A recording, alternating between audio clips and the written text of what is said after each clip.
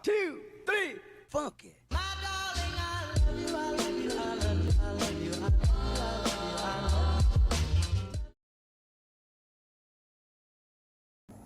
Hello, Assalamualaikum, sahabat serta, salam mesra dan salam satu Malaysia guys.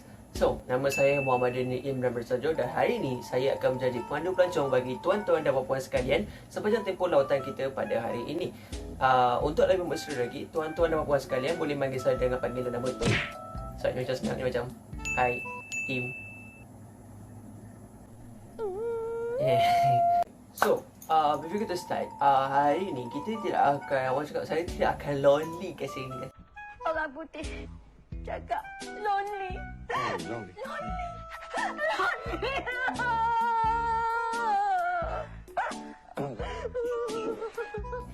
Sebab apa? Sebab hari ni kita akan ditemani oleh seorang coach captain kita iaitu Encik Zaidi guys. Shout out to Mr. Zaidi guys. Coach captain. Oh ya. So, untuk pengetahuan tuan-tuan dan puan-puan sekalian, kita berada di bawah coach yang didaftarkan atas nama pendaftaran WNR9805 guys. So, diingatkan di sini tuan-tuan dan puan-puan sekalian, tolong cantik dan mengingati nombor pendaftaran yang telah saya cakap tadi. Sebab tak nak nanti macam ada kes macam balik, makcik tak tahu balik mana kereta makcik balik, makcik tak tahu mana bas balik, tak tahu balik. Saya tak mahu dengar macam tu. No. Tak mahu. Baiklah tuan-tuan dan puan-puan sekalian, pada hari ini saya akan menunjukkan sedikit adat-adat perkahwinan bagi setiap kaum yang berada di negara Malaysia ini guys. So, seperti semua sudah maklum, negara Malaysia merupakan sebuah negara yang mempunyai pelbagai kaum terdiri daripada kaum Melayu, Cina, India dan pelbagai lagi seperti Bangla, Filipin, Iban, Myanmar, Vietnam dan macam-macam lagi lah. So, tanpa membuang masa lagi, hari ini saya akan menunjukkan sedikit iaitu dari segi kaum Melayu, Cina dan juga India. Baiklah tuan-tuan dan puan-puan sekalian, tanpa membuang masa lagi, mari kita teruskan perjalanan kita dengan lancar setibanya kita di Kuala Lumpur, Malaysia. So guys, tunggu apa lagi? Buat apa je tak guna? Montak satu kali!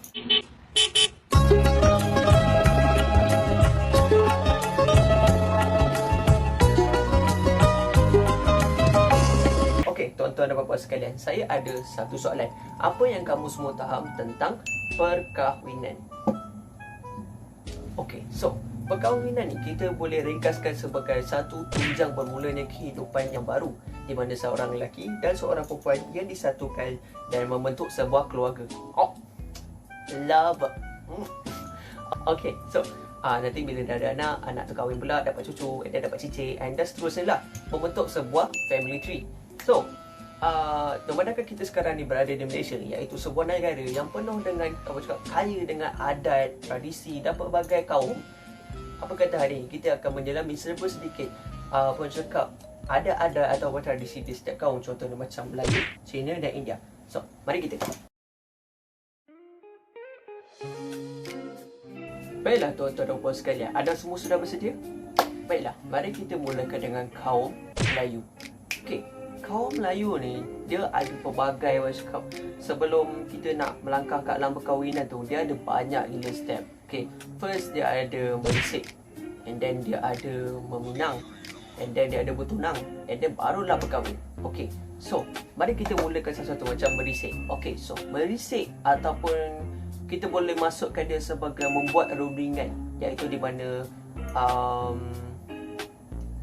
wakil daripada pihak lelaki akan datang ke keluarga wakil pihak perempuan untuk membuat rundingan lah. Nak tanya owner pula, nak tanya pihak perempuan yang nak disatukan tu kosong ke tidak, available ke tidak, gitu. Okey, so nampak macam benda remeh-remeh je kan, tapi sebenarnya benda ni agak serius guys. Sebab apa? Sebab okey, tujuan adat merisik ni dia adakan sebab apa tau? Sebab okey, tujuan dia kita nak tahu macam sebagai pihak lelaki, kita nak tahu gadis yang kita hajat untuk berkahwin ni sudah berpunya ke atau tak berpunya. Kalau contoh kita just random je nak terus kahwin kan, rupanya nak tunang orang, itu bukannya nak tempah cincin, itu namanya tempah mayat. Tempang nak pancung kepala. Jangan, bini orang tu orang dia kacau. So, kalau dah apa cakap, bila dah settle dah merisik ni, kalau dah dapat persetujuan daripada keluarga pihak perempuan dan keluarga pihak lelaki, barulah apa cakap kita akan set date, set tarikh bila nak masuk meminang pula. Okay. So, untuk part meminang. Okay, part meminang ni dia ada sikit twist sikit. Tapi jangan risau. Twist dia confirm jadi. Okay. So, untuk part meminang ni pula, apa cakap, wakil daripada keluarga pihak lelaki yang telah diutuskan daripada apa cakap ibu bapa pihak lelaki ni, biasanya yang berada daripada golongan orang-orang tua lah, macam atuk-atuk ke kan, pakcik-pakcik ke kan. Dia akan hantar wakil untuk pergi meminang ke keluarga belah pihak perempuan. Dan biasa ni pula keluarga belah pihak perempuan ni, dia takkan bagi kata putus mutamat. Dia akan jual mahal lah sikit. Baru nampak effort kan. Mana boleh ambil anak orang sekali. Itu dah macam kau lari pula. Biasa ni pula bagi keluarga pihak perempuan ni, dia ada advantage sebabnya dia yang akan pegang result tu. Dia akan bincang pula pasal syarat-syaratnya. Ada syarat guys. Ingat kahwin senang ke? Ada syarat.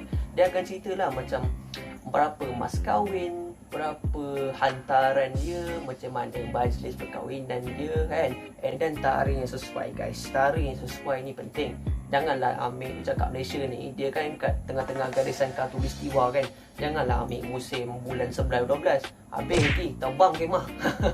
Okay guys. So, selesai saja part meminang, tibalah masa pula untuk mereka melangkah ke arah bertunang. Okay, so untuk part bertunang ni pula, bagi apa kata saya klasifikasikan sebagai golongan sederhana lah. Okay, untuk part yang macam tu, biasanya dia akan buat satu majlis keduri dekat keluarga pihak perempuan. Dan biasanya mereka akan bagi pihak lelaki, mereka akan hantar tepek sirih ataupun yang famous dekat cerita Upin Ipin, sirih junjung. Kau jangan tipu, kau mesti tengok kan, sirih junjung guys, dekat jari jemari saleh. Jari jemari saleh bahagian 1. Itu mesti kau tengok kan, jangan tipu. Okay, so selain itu dia akan hantarlah benda-benda contohnya macam baju, buah-buahan, makanan lah dan sebagainya sebagai hadiah untuk majlis pertunangan tu bagi pihak lelaki. Lupa pula guys. Astaghfirullahaladzim. Okay, boleh sibuk banyak bahasa sirih junjung tu, boleh terlupa guys. Sebenarnya selain daripada sirih junjung ni, ada satu lagi benda yang kita lupa guys. Dia adalah benda utama menandakan itu gadis Ahmad Al-Bab yang punya. Cincin lah guys, cincin. Kalau tak ada cincin, macam mana nak tahu orang dah tunang ke belum kan? Macam saya tak ada lah, tak tunang lagi. Okay, so kalau ada cincin, barulah kita tahu kan. Kalau macam, okay, macam kita lah, macam contoh ambil saya lah. Saya tengok macam nak usah awet kan, macam sekali tengok ada cincin, takkanlah saya main-main nak kacau Kang. Sebab itu cincin dah tandakan itu Ahmad Al-Bab yang punya. Ini harta bukan kau yang punya. Ahmad Al-Bab yang punya. Ahmad Al-Bab. Okay guys, pada kebiasaannya bilangan hantaran bagi adat bertunang ni biasanya dia akan bagi dalam angka yang ganjil. Sebab katanya kalau kita bagi dalam angka yang genap, akan benda-benda yang tak baik jadi. Risau ke So kita ikut je lah adat kan. Tak nak benda jadi kan, sayang takkan nak benda-benda tak baik jadi kan. So macam ikut je lah, ganjil. And then yang ni best. Biasanya bila dalam adat pertunangan ni, pihak perempuan akan bagi hantaran punya bilangan tu lebih tinggi daripada pihak lelaki. Yang tu best. And then yang ni kurang sikit lah. Biasanya kalau contoh macam saya nak kahwin dengan seorang pihak perempuan yang ada akak yang belum kahwin, saya sebagai pihak lelaki, saya akan kena bagi sumbangan berupa hantaran kepada pihak perempuan punya akak tu lah. Sebab katanya cara bertunang dia tu kira macam melangkah bendul, gitu. Baiklah, seterusnya adalah adab berinai. Okey, adab berinai ni dia terbagi kepada 3 peringkat. Peringkat pertama adalah berinai curi, iaitu khas untuk saudara mara terdekat macam sepupu ke kan, tak apa-apalah. And then untuk peringkat kedua pula dikenali sebagai bernilai kecil, iaitu khas untuk macam jiran-jiran, and then saudara mara, and then macam best friend forever, gitu. And then peringkat terakhir pula adalah bernilai besar. Dengar tak? Daripada dalam tu besar. Okey. Bernilai besar ni pula dia akan lakukan macam khususnya 1 hari sebelum akad pernikahan mereka berlaku. And then dianya terdiri daripada cakap jemputan-jemputan khas daripada pihak lelaki dan pihak perempuan, gitu. And then selesai saja adat berinai dilakukan, pengantin lelaki tidak boleh bermalam di rumah pengantin perempuan. Tak kira lah kau tunang orang ke apa ke kan, pulang ke tempat asalmu, ataupun boleh berada di rumah-rumah homestay ataupun rumah-rumah sewa yang berada dekat dengan pihak pengantin perempuan. So tak boleh tidur kat rumah pihak pengantin perempuan, boleh sah lagi. Okay. And then seterusnya kita akan terus ke bahagian akad nikah. Okay, so akad nikah ni kita boleh kirakan dia sebagai acara kemuncak ataupun climax dalam proses perkahwinan ni lah. Dia macam satu langkah lagi untuk jalankan hidup mereka secara bersama-sama kan. Ada susah senang sama-sama gitu. Sweetnya, so sweet mah. Okay. So seterusnya majlis ni pula dia akan diadakan selepas semua perjanjian daripada pihak lelaki dengan pihak perempuan dah settle. Maksudnya macam dia punya mas kahwin semua lengkap, semua syarat-syarat perkahwinan semua ada kan. Kalau dia kata nak ada rumah, kita selesaikan dulu, and then barulah majlis akad nikah ni boleh diselesaikan, macam tu. Okay, so semasa upacara majlis akad nikah dijalankan, bapa kepada pengantin perempuan ni dia kena jadi wali guys. Dia kena jadi wali, tapi dia boleh juga macam wakilkan tok kadi ataupun tok imam lah untuk gantikan tempat dia. And then majlis akad nikah ni pula dia akan dijalankan dekat rumah pengantin perempuan. And tapi boleh je sebenarnya dia buat dekat masjid ataupun pejabat kadi and sebagainya lah. Tapi biasanya kalau ikut adat orang Melayu, biasanya dia akan dijalankan kat rumah pengantin perempuan lah. And then semasa majlis tu pula pengantin-pengantin akan dikenakan dengan pakaian macam lelaki baju Melayu, perempuan baju kurung tapi yang cerah lah, warna putih kan. Tak pernah dia bawa orang lagi kan ke majlis-majlis ini dia pakai baju hitam ke baju color orange ke. Tak sedap lah orang tengok gitu. Okay, so seterusnya pula Tok Kadi ni dia akan Tok Kadi apa Tok Imam lah, dia akan terangkanlah sedikit macam apa ketubah nikah lah. Dia akan bincangkan tentang tanggungjawab suami isteri bersama macam mana kan, dari segi hukum agama Islam lah, macam tu. So pendek kata, lepas tu dia akan buat acara lafaz lah, lafaz akad. So contohnya Tok Kadi atau Tok Imam tu akan macam ni, aku nikahkan dikau, nama pengantin perempuan dengan mas kahwinnya berapa yang pengantin letak, dan tunai, macam tu. So pengantin pihak lelaki tu akan, aku terima nikahnya, contoh lah, aku terima nikahnya Aminah binti Wahab dengan mas kahwinnya berapa 15,000 ke apa ke, cakap 15,000 tunai, tu. So kat kiri kanan tu akan ada pihak yang untuk mengesahkan lah jelas atau tidak. Kalau kita jelas, ya sah, kalau tak buat lagi, gitu. So seterusnya selepas selesai saja acara lafaz nikah tu dijalankan dengan lancarnya, kita akan teruskan dengan acara yang seterusnya, iaitu apa lagi kan, acara membatalkan akhir sembahyang. Yes. So pengantin lelaki ni dia akan sarungkanlah cincin, dia akan pakaikan rantai ke apa ke kan dekat isteri dia ni sebagai tanda yang mereka sah diijab kabulkan gitu. So selepas saja selesai, biasanya ikut adat kaum Melayu, mereka akan buat bersanding. Mereka akan duduk dekat atas pelamin yang hias khas lah. Macam orang sekarang ni dia pandai, dia ikut tema. Macam-macam tema ada yang nak buat tema cousin lah, Twilight, hutan, gembau semua ada. Ada yang nak buat zoo ke suka hati dia lah. Orang kata apa, raja sehari. So lantak kau lah raja, kau nak buat apa kan? Duit kau ke duit aku? Gitu.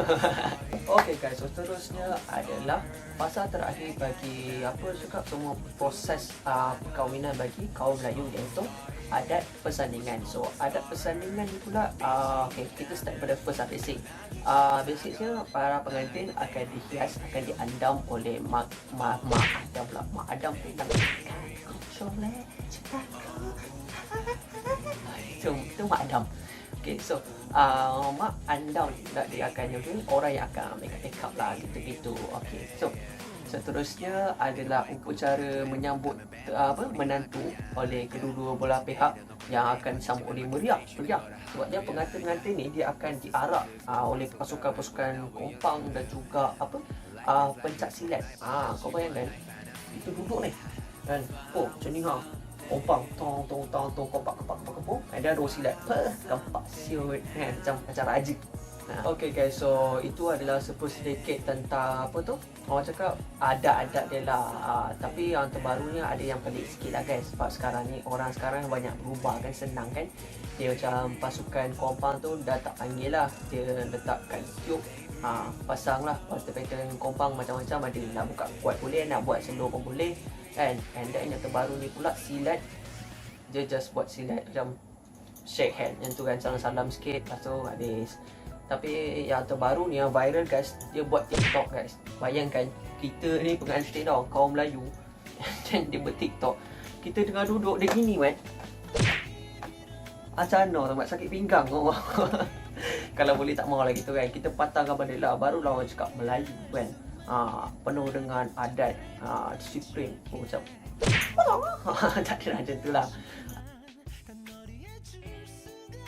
Hey guys, what up? So thank you for watching. Aku harap korang suka dengan konten aku hari ni, iaitu adat dan perkahwinan tradisi kaum Melayu part 1. So kalau korang nak part 2, mungkin korang nak kaum Cina Inja, jangan lupa komen dekat ruangan komen kat bawah. Ataupun korang nak aku buat apa-apa lepas ni, korang komen je apa yang korang nak komen. Aku akan cuba usahakan, aku akan cuba buat konten yang korang nak. And jangan lupa tekan button like kalau korang suka video ni. Kalau korang tak suka pun tekan button like juga. And then jangan lupa tekan button apa lagi, notification bell, and share, subscribe my YouTube channel lah, apa lagi kan. Kalau aku dah buat video baru, mesti korang dah tahu punya, ada tekan bell ting, gitu. So thank you guys for watching. Terima kasih dan kita jumpa lagi. Bye bye.